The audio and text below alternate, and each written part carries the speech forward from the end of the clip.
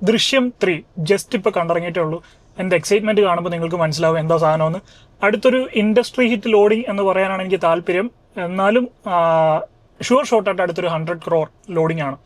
ലാലേട്ടൻ്റെയും ജിത്തു ജോസഫിൻ്റെയും വക ഒരു അടിപൊളി എക്സ്പീരിയൻസ് ആണ്. ഈ സിനിമയെ പറ്റി പറയുമ്പോൾ നമ്മൾ പല സിനിമയുടെയും സെക്കൻഡ് പാർട്ടും തേർഡ് പാർട്ടും ഒക്കെ ഉണ്ട്. ഇപ്പോൾ ആട് സീരീസ് ആണെങ്കിലും അല്ലെങ്കിൽ നമ്മുടെ ഹരിഹർ നഗർ സീരീസ് ആണെങ്കിലും ഇതിലെല്ലാം നമുക്ക് കോമൺ ആയിട്ട് നോട്ടീസ് ചെയ്യാൻ പറ്റുന്ന സാധനം എന്ന് പറഞ്ഞു കഴിഞ്ഞാൽ ഓരോ പാർട്ട് വരുമ്പോഴും ചെറുതായിട്ടെങ്കിലും അതിൻ്റെ ഒരു ജോണർ ചെറുതായിട്ടൊന്ന് ഷിഫ്റ്റ് ആകുന്നുണ്ട്. അതിനിടയ്ക്ക് ഒരു കാര്യം പറയാം. ഈ സെക്യൂരിറ്റി ചേട്ടൻ ഉണ്ടല്ലോ, പുള്ളി ഭയങ്കര വൈബ് മനുഷ്യനാട്ടോ. നമ്മൾ ചെല്ലുമ്പോൾ തന്നെ നന്നായിട്ട് തിരിച്ച് നമ്മൾ വെൽക്കം ചെയ്യും. അതുപോലെ തന്നെ ഞാൻ സിനിമ വിട്ടിറങ്ങുമ്പോൾ ആദ്യം ഞാൻ വരാൻ വേണ്ടി വെയിറ്റ് ചെയ്യും, എന്നിട്ട് എന്നോട് ചോദിക്കും എങ്ങനെയുണ്ട് പടം.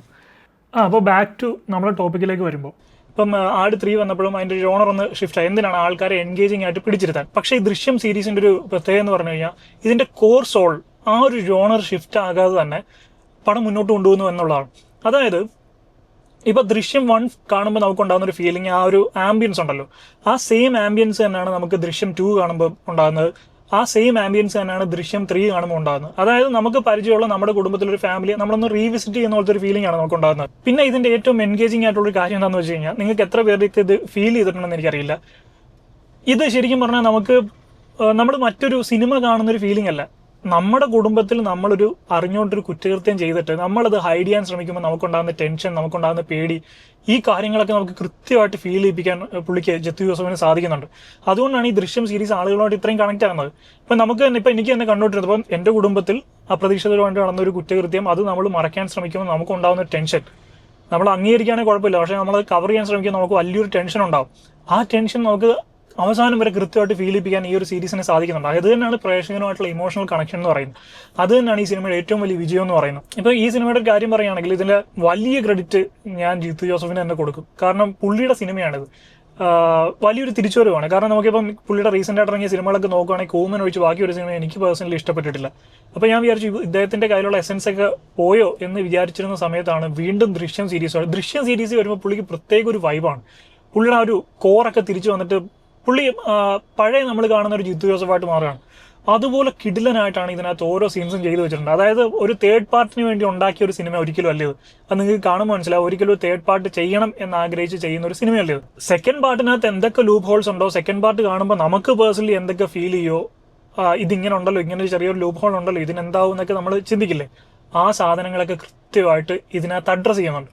അപ്പോൾ അത് തന്നെ 2 പോസിബിലിറ്റീസ് ആണുള്ളത്. ഒന്ന്, സെക്കൻഡ് പാർട്ടിൽ തന്നെ തേർഡ് പാർട്ട് ചെയ്യണം എന്ന് ഉദ്ദേശിച്ച് അദ്ദേഹം ഇട്ടിരിക്കുന്ന ലൂപ്പ് ഹോൾസ്, അല്ലെങ്കിൽ തേർഡ് പാർട്ട് ചെയ്യാൻ പ്ലാൻ ചെയ്തപ്പോൾ സെക്കൻഡ് പാർട്ട് ഒന്നുകൂടെ ആ ഒരു കഥയൊക്കെ മനസ്സിലെടുത്തി അതിനകത്തുള്ള ലൂപ്പ് ഹോൾസ് കണ്ടുപിടിച്ചിട്ട് ചെയ്തിരിക്കുന്ന ഒരു സ്ക്രിപ്റ്റ്. എന്തായാലും നല്ല പെർഫെക്റ്റ് സ്ക്രിപ്റ്റിംഗ് ആണ്, അതിനകത്തൊന്നും പറയാനില്ല. പിന്നെ ലാലേട്ടൻ്റെ കാര്യം ഓഫ് കോഴ്സ് പറയണ്ടല്ലോ.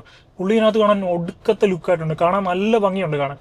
അത് പുള്ളിയുടെ ആ ഒരു സ്കിൻ ടെക്സ്ചർ ആണെങ്കിലും ഫേസ്, മുടി എല്ലാം കൊണ്ടും നല്ലൊരു ലുക്ക്. ഞാൻ ഈ നേരത്തെ പറഞ്ഞ ഓരോ പാർട്ടും കാണുമ്പോൾ ചിലപ്പോൾ ആളുകളുടെ രൂപത്തിലും ഭാവത്തിലും ഒക്കെ ഡിഫറൻസ് ഉണ്ടാകും. പക്ഷേ ഇത് നമുക്ക് പരിചയമുള്ള നമുക്കുള്ള ഒരു ഫാമിലിയെ റീവിസിറ്റ് ചെയ്യുന്ന, ഞാൻ നേരത്തെ പറഞ്ഞ പോലെ ആ റീവിസിറ്റ് ചെയ്യുന്ന ഒരു ഫീലാണ് എനിക്ക് പടം ഫുള്ള് തോന്നിയത്. ഈ പടത്തിന്റെ ആദ്യത്തെ 1 മണിക്കൂർ, അതായത് ഞാൻ 10:10 ഷോ ആണ് കണ്ടത്.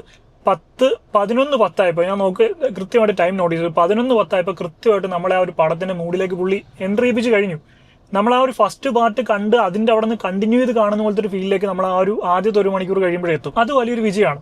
പക്ഷേ അപ്പോഴും ഇതിനകത്ത് ദൃശ്യം സീരീസിൽ മാത്രം നമുക്ക് കാണാൻ പറ്റുന്ന കാര്യമാണ്, ഈ ദൃശ്യം സീരീസിന്റെ ഡയലോഗ്സ് എപ്പോഴും കുറച്ച് ഡ്രാമാറ്റിക് ആയിരിക്കും. അത് ദൃശ്യം 1 ആണെങ്കിലും 2 ആണെങ്കിലും 3 ആണെങ്കിലും കുറച്ച് ഡ്രാമാറ്റിക് ആയിട്ടുള്ള ഡയലോഗ്സ് ആയിരിക്കും. അത് ഈ മൂന്നാമത്തെ പാർട്ട് വരുമ്പോഴും അങ്ങനെ തന്നെയാണ്. കുറച്ച് ഡ്രാമാറ്റിക് എന്ന് തോന്നുന്ന രീതിയിലുള്ള ഡയലോഗ്സ് കൊടുത്തിട്ടുണ്ട്. ദൃശ്യം സീരീസിൽ വരുമ്പോൾ മാത്രം ലാലേട്ടന് പ്രത്യേക കുറച്ച് നാച്ചുറൽ ആയിട്ടുള്ള റിയാക്ഷൻസ് ഒക്കെ ഉണ്ട്. എസ്പെഷ്യലി ഞാൻ ശ്രദ്ധിച്ച് ഒന്ന് പുറത്ത് വന്നിരിക്കുന്ന പത്രം വായിച്ചുകൊണ്ടിരിക്കുന്ന ഒരു സീനിൽ അതിനകത്ത് പുള്ളിയുടെ ആ ഒരു നാച്ചുറൽ ആയിട്ടുള്ള സംഭവങ്ങളും കാര്യങ്ങളും, അത് കഴിഞ്ഞ് കുറച്ച് ടെൻസ്ഡ് ആകുമ്പോൾ അകത്ത് പോയി വാഷ് ബേസിനിൽ കൈ കഴുകുന്നൊരു സീനുണ്ട്. കൈ കഴുകുന്ന ആ സീനിൽ തിയേറ്ററിൽ കണ്ടവർക്കറിയാം, ഞാൻ പറയുന്നില്ല. പുള്ളി ആ നാച്ചുറലായിട്ട് പെട്ടെന്ന് നമ്മൾ ടെൻസ്ഡ് ആയിട്ടിരിക്കുമ്പോൾ നമ്മൾ അറിയാതെ ചെയ്തു പോകുന്ന കുറച്ച് കാര്യങ്ങളുണ്ട്. അത് പുള്ളി ചെയ്യുമ്പോൾ മക്കളൊക്കെ അയ്യേ എന്നൊക്കെ പറയുന്നൊരു സാധനമുണ്ട്. അതൊക്കെ പക്ക നാച്ചുറൽ ആയിരുന്നു. നമുക്ക് തന്നെ ചില സമയത്ത് അറിയാതെ അങ്ങനെയൊക്കെ നമ്മുടെ ലൈഫിലൊക്കെ സംഭവിക്കാറുണ്ട്. ഇതിൽ ആക്ടേഴ്സിനെ കുറിച്ച് പറയുമ്പോൾ മീന എല്ലാ സീരീസിലെയും പോലെ തന്നെ ഇതിനകത്തും, പിന്നെ അൻസിബ ഹസൻ അത് ഗംഭീരമായിട്ട് ചെയ്തിട്ടുണ്ട്. പിന്നെ എസ്തർ അനിൽ, എന്താ പറയുന്നത്, അച്ഛൻ്റെ പെറ്റായിട്ടുള്ള ഒരു മോള്. അപ്പോൾ കുറച്ച് അധികം സംസാരിക്കുന്ന ഒരു മോളായിരിക്കും രണ്ടാമത്തെ കുട്ടി എന്ന് പറയുന്നത്. അപ്പോൾ ആ ഒരു ക്യാരക്ടർ തന്നെ ഇതിനകത്തും പിടിച്ച് ആ ഒരു മീറ്റർ ചെയ്തിട്ടുണ്ട്. മുരളി ഗോപിയുണ്ട്, സിദ്ദിഖൊക്കെ തിരിച്ചു വരുന്നുണ്ട്, ആശാശരത്തിനെ കാണിക്കുന്നുണ്ട്. അതുപോലെ ഗണേഷ്, ആക്ടർ ഇർഷാദ്, പുതിയതായിട്ട് വന്നിരിക്കുന്ന വീണ നന്ദകുമാർ, പിന്നെ ബിജു മേനോൻ ഒരു 5-6 സീനിൽ വരുന്നുണ്ട്, കലാഭവൻ ഷാജോൺ. അപ്പോൾ അങ്ങനെ വന്നു പോയവരെല്ലാം നന്നായിട്ട് അവർക്ക് കൊടുത്തിരിക്കുന്ന പാർട്ടി അടിപൊളിയായിട്ട് ചെയ്തിട്ടുണ്ട്. പിന്നെ ഈ ജോർജ് കുട്ടിയെ കുറിച്ച് പറയുമ്പോൾ ഒരു സിമ്പിൾ മനുഷ്യനാണ്, മറ്റുള്ളവരോട് സഹതാപവും അനുകമ്പയും ഒക്കെ ഉള്ളൊരു മനുഷ്യനാണ്. പക്ഷെ പുള്ളിയോട് സഹകരിക്കുന്ന ആളുകളൊക്കെ ഒന്നെങ്കിൽ പുള്ളിയുടെ സ്ട്രോങ് സപ്പോർട്ടേഴ്സായിട്ട് മാറും, അല്ലെങ്കിൽ സ്ട്രോങ് ആയിട്ടുള്ള ശത്രുക്കളായിട്ട് മാറും. അപ്പം മെജോറിറ്റി പുള്ളിയുടെ സപ്പോർട്ടേഴ്സായിട്ട് മാറുന്നതാണ്. കാരണം പുള്ളിക്ക് മറ്റുള്ളവരോടുള്ള സഹതാപവും അനുകമ്പയും മറ്റുള്ളവരെ സഹായിക്കാനുള്ള ഒരു മനസ്സും കാര്യങ്ങളും ഒക്കെയാണ്. ഇത്രയും ബുദ്ധിയുള്ള, ഇത്രയും എന്താ പറയുക ഐക്യമുള്ളതെന്ന് പറയും, ഇത്രയും ഐക്യമുള്ള ഒരു വ്യക്തി അദ്ദേഹത്തിന്റെ കുടുംബത്തെ രക്ഷിക്കാൻ വേണ്ടി മാത്രമാണ് പുള്ളി അത് ഉപയോഗിക്കുന്നത്. അല്ലാതെ മറ്റൊരാൾക്ക് മോശം വരണം എന്നുള്ള രീതിയിൽ പുള്ളി എവിടെയും ഉപയോഗിക്കുന്നില്ല. പക്ഷേ ഇതേ ഐക്യമുള്ള ഒരു മനുഷ്യന് ക്രിമിനലായിട്ട് മാറുകയാണെങ്കിൽ പുള്ളിക്ക് എന്തൊക്കെ ചെയ്യാൻ സാധിക്കുമെന്നാണ് നമുക്ക് ആ ഒരു ക്യാരക്ടർ ആർക്കൊണ്ട് മനസ്സിലാകുന്നത്. പിന്നെ ഈ സിനിമയിൽ ഫുള്ള് ഒരു കുറ്റം ചെയ്തിട്ട് അതിങ്ങനെ ട്രോമറ്റൈസ്ഡ് ആയിട്ടുള്ളൊരു ജീവിതമാണ്. സന്തോഷിക്കുമ്പോഴും അതിന്റെ മറ്റൊരു സൈഡിൽ അതിന്റെ ഒരു ട്രോമ കുടുംബത്തിലെ അംഗങ്ങളുടെ എല്ലാവരുടെയും മുഖത്തുണ്ട്. അതൊക്കെ ഭയങ്കര നാച്ചുറൽ ആയിട്ട് തന്നെ ചെയ്തിട്ടുണ്ട്. അപ്പോൾ ഫസ്റ്റ് ഹാഫ് നല്ല എൻഗേജിംഗ് ആയിട്ട് പോയി. സെക്കൻഡ് ഹാഫിലേക്ക് വരുന്നതിന് മുമ്പ് ഒരു ഇന്റർവൽ ബ്ലോക്ക് ഉണ്ട്. എൻ്റെ മോനെ തിയേറ്റർ കയ്യടിയുടെ പെരുന്നാളായിരുന്നു ആ ഇന്റർവൽ ബ്ലോക്കിൽ. അതൊരു സസ്പെൻസ് ഇന്റർവൽ ബ്ലോക്കാണ്. അത് കഴിഞ്ഞിട്ട് പിന്നെ കുറച്ച് അന്വേഷണത്തിന്റെ കാര്യങ്ങളിലൊക്കെയാണ് നമ്മുടെ ഹൈദരലി.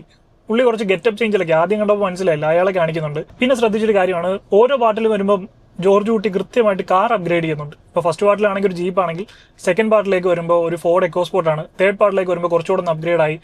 ജോർജ് കുട്ടിയുടെ കരിയറും സെക്കൻഡ് പാർട്ടിൽ ജോർജ് കുട്ടിയുടെ തിയേറ്ററൊക്കെ വാങ്ങിക്കുന്നു, അതിനനുസരിച്ചുള്ള അപ്ഗ്രേഡ്. തേർഡ് പാർട്ടിൽ വരുമ്പോൾ കുറച്ചുകൂടെ ഒന്ന് അപ്ഗ്രേഡ് ആയിട്ട് വേറൊരു പൊസിഷനിലാണ് ജോർജ് കുട്ടി ഇരിക്കുന്നത്. അത് നിങ്ങൾക്ക് സിനിമ കാണുമ്പോൾ മനസ്സിലാവും. അപ്പോൾ കാറൊക്കെ ഒന്ന് അപ്ഗ്രേഡ് ചെയ്തപ്പോൾ MG ഹെക്ടർ ഒക്കെയാണ് ജോർജ് കുട്ടി ഇപ്പോൾ യൂസ് ചെയ്യുന്നത്. അതുപോലെ മകൾക്കായിട്ട് ഒരു ടൊയോട്ട ഗ്ലാൻസ് കാറുണ്ട്. അപ്പോൾ ഇവർ പ്രത്യേകം ചെറിയ ഡീറ്റെയിൽസ് ഒക്കെ നന്നായിട്ട് ശ്രദ്ധിക്കുന്നുണ്ട്. പക്ഷെ ഓവറോൾ ഞാൻ പറഞ്ഞില്ല, ഈ പടത്തിന്റെ ബേസിക് ക്വാളിറ്റിയും ആ ഒരു വൈബും വിട്ടിട്ടുള്ള ഒരു കളിയുമില്ല. വേണമെങ്കിൽ കഥയ്ക്ക് മാറ്റാൻ വേണ്ടി കുറച്ചുകൂടെ എൻഗേജിങ് ആക്കാൻ വേണ്ടി കുറച്ചുകൂടെ വേറെ രീതിയിലൊക്കെ വേണമെങ്കിൽ കൊണ്ടുവരുന്നു. പക്ഷേ ആ ഒരു ബേസിക് തീമിൽ നിന്നുകൊണ്ട് ഇങ്ങനെ ചെയ്യാന്ന് പറയുന്നത് കുറച്ച് ബുദ്ധിമുട്ടുള്ള കാര്യമാണ്. അതിനാണ് ഞാൻ പറഞ്ഞത് ജിത്തു ജോസഫിന് വലിയൊരു ഹാറ്റ്സ് ഓഫ് എന്ന്. പിന്നെ സെക്കൻഡ് ഹാഫിൽ വരുമ്പോഴത്തേക്കും കുറച്ച് പരസ്യങ്ങളൊക്കെ ഉണ്ട്. കല്യാൺ ജുവലേഴ്സിന്റെ ആഡൊക്കെ പറയുന്നുണ്ട്. അതായത് കല്യാൺ ജുവലേഴ്സ് നമുക്ക് സ്വർണ്ണം കല്യാൺ ജുവലേഴ്സിൽ നിന്ന് തന്നെ എടുക്കണം. അപ്പോൾ പറയും കല്യാൺ ജുവലേഴ്സ് നമുക്ക് എറണാകുളത്ത് പോകാം. അപ്പം ജോർജ് കുട്ടി വയ്ക്കുന്നത് എന്തിനാണ് കല്യാൺ ജുവലേഴ്സ് ഇപ്പോൾ തൊടുപുഴയിലുണ്ടല്ലോ എന്നൊക്കെ പറഞ്ഞ് പരസ്യം സെറ്റപ്പ് ഒക്കെ ഉണ്ട്. രസമാണ്. പക്ഷേ അങ്ങനെ പരസ്യം. അതുപോലെ തന്നെ മിസ്റ്റി മൗണ്ടൻ റിസോർട്ട്, അതിന്റെ ഒരു ആഡ് ഉണ്ട്. അപ്പൊ അങ്ങനെ ചെറിയ ചെറിയ ആഡൊക്കെ സിനിമയിൽ ചെയ്യുന്നുണ്ട്. പിന്നെ ഇദ്ദേഹത്തെ കുറിച്ച് പറയുമ്പോൾ ജിത്തു ജോസഫിന് ആളുകളെ കൊണ്ട് എവിടെ എങ്ങനെ കൈ അടിപ്പിക്കണമെന്ന് അറിയാം. അതിങ്ങനെ ഒറ്റയടിക്കൊന്നുമല്ല, പതുക്കെ എലിവേറ്റ് ചെയ്ത് കൊണ്ടുവന്നിട്ട് ഒരു ഹൈ തരും. അവിടെ ആളുകൾ കൈയടിക്കും. ക്ലൈമാക്സിലൊക്കെ എത്തുമ്പോൾ ആളുകൾ എണീറ്റ് നിന്നവരെ കൈയടിച്ച സീൻസ് ഉണ്ട്. പിന്നെ നിങ്ങൾക്ക് ഇതിനകത്ത് ഇതുവരെ കാണാത്ത കുറച്ച് വയലന്റ് ആയിട്ടുള്ള ജോർജ് കുട്ടിയെ കാണാൻ പറ്റും. ഇതുവരെ ജോർജ് കുട്ടി എന്ന് പറഞ്ഞാൽ ഒന്നിനും അങ്ങനെ ഇമോഷൻ വിട്ട് കളിക്കാത്ത, എപ്പോഴും ഗ്രൗണ്ടഡ് ആയിട്ട് കൂളായിട്ട് ഇരിക്കുന്ന ഒരു ജോർജ് കുട്ടിയാണെങ്കിൽ ഇതിനകത്ത് കുറച്ച് സ്ഥലത്തേക്ക് കുറച്ചൊന്ന് വയലന്റ് ആകുന്ന, അഗ്രസീവ് ആകുന്ന ഒരു ജോർജ് കുട്ടിയെ നമുക്ക് കാണാൻ പറ്റും. എസ്പെഷ്യലി ഇതിനകത്തൊരു സീനിൽ ഒരു ബെയിലിന്റെ കേസ് പറയുന്നുണ്ട്. ഒരാഴ്ചത്തേക്ക് ബെയിൽ എന്ന് പറയുന്ന ഒരു സാധനമുണ്ട്. അതിന്റെ സീനും ബാക്കിയൊന്നും പറയുന്നില്ല. ആ സീനിലൊക്കെ വീണ കയ്യടി എൻ്റെ പൊന്നും ഒന്നും പറയാനില്ലായിരുന്നു. പിന്നെ എനിക്ക് ജിത്തു ജോസഫ് സാറിനോട് പറയാനുള്ളത്, നിങ്ങൾ ഈ എന്താ പറയുന്നത്, ഈ സിനിമ ഡയറക്ഷനൊക്കെ വിട്ടിട്ട് അഭിനയം കൂടെ ഒക്കെ ഒന്ന് നോക്കണം. എന്തൊരു അഭിനയം! മറ്റേ പത്രസമ്മേളനത്തിലോ പ്രസ് മീറ്റിലൊക്കെ പറഞ്ഞു ഇതിനകത്ത് ട്വിസ്റ്റ് ഒന്നും ഇല്ല, അതൊരു ഡ്രാമ പടമാണ്, ഒരു സിമ്പിൾ പടമാണ്, ജോർജ് കുട്ടിയുടെ വികാരങ്ങൾ മാത്രമേ ഉള്ളൂ, ട്വിസ്റ്റ് ഒന്നും ഇല്ലെന്ന്. അപ്പം ഈ സിനിമ കണ്ടു കഴിയുമ്പോൾ നിങ്ങൾ ചിലപ്പോൾ പുള്ളിയൊക്കെ ഇടിക്കും.